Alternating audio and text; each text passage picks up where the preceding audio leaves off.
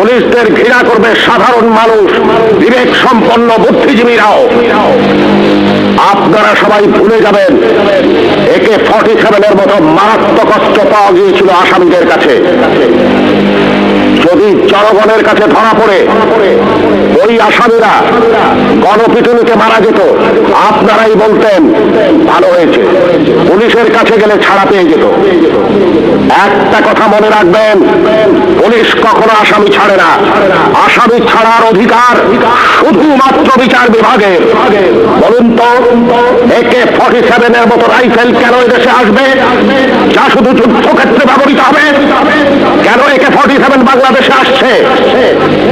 কিসের আলামত? 9 শুটার বন্দুক কেন টিসিবির মাধ্যমে হাজার হাজার বন্দুক সাধারণ মানুষের হাতে তুলে দেওয়া হচ্ছে?